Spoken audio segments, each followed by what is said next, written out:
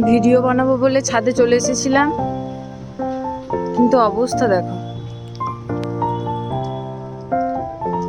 বৃষ্টি শুরু হয়ে গিয়েছে।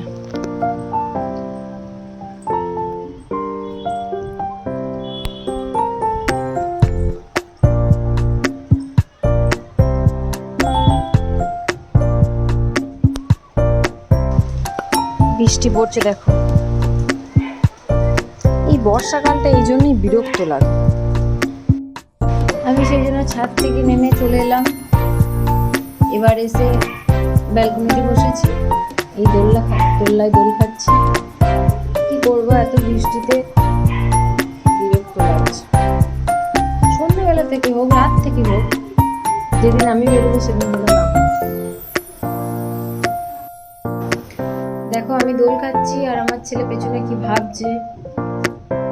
আজকে আমি বেরোতে পারিনি, আমার ছেলে বেরিয়েছে।